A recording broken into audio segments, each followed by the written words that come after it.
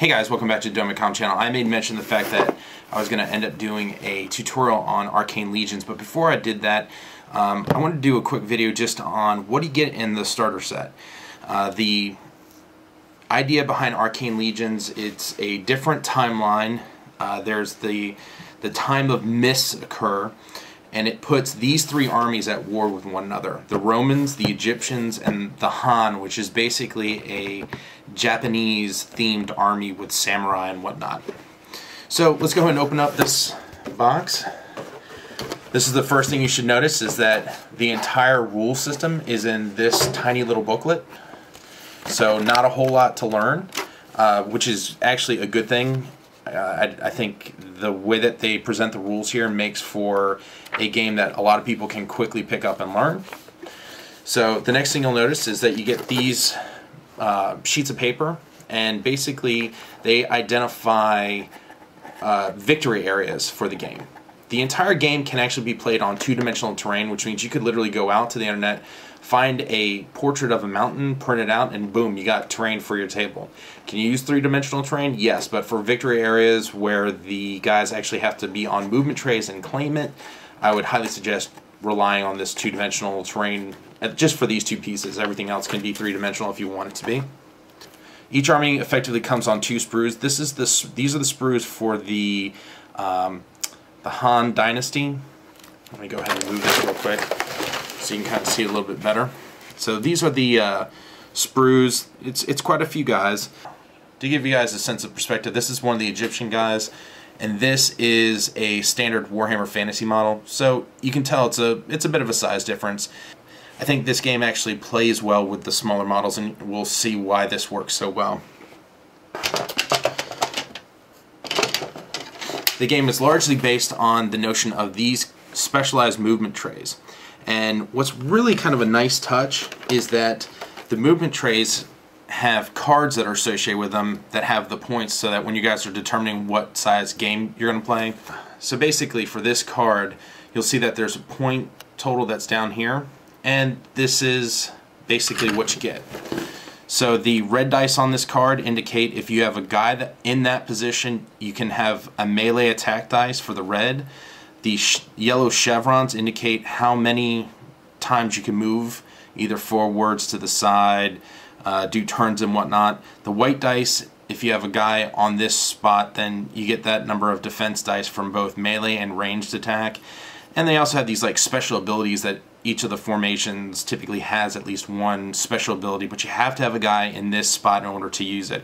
We'll go more into detail, but I just kind of wanted to show off a little bit what the starter set has. Each one of these cards has an extra tab that can be pulled off, and it's a reference card, and it's effectively all you need to remember exactly what this unit can do, especially with the special rules that govern it. You have these two different types of movement trays. This is your larger formations. These are your what they call sorties, and the cards slip on top like so, and again they kind of line up with the holes. They actually have a formula that you can go out to the Arcane Legions website and create your own formations with all the special rules. That's another thing that we'll eventually go into in the tutorial. Some of the models come pre-painted. The style of painting, you know, it's very similar to what they used to have for the old Dungeons & Dragons game. You know, it's a very basic paint job, but it does the job. It definitely calls to attention these guys over some of your more generic units.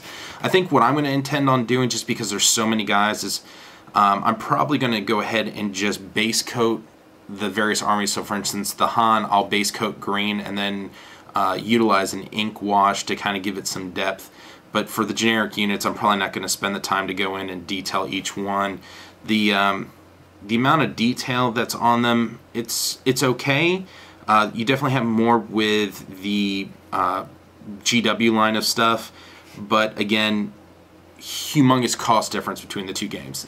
Again, this starter set gives you three different armies: the Romans, the Egyptians, and the Han, and enough units for you to play kind of one of their basic style size games. And it gives you a definite flavor for what the armies do. From what I can tell, having only played it once thus far, the Romans very much are the run-up and try to get into melee as quick as possible. The Egyptians tend to be more of a play style of trying to outmaneuver your opponent. I haven't had a chance to play the Han. As you can see, they're still in the sprues, but this is actually the army that I want to play against my dad. I just didn't cut out the right ones when I wanted to quickly get this game off the ground.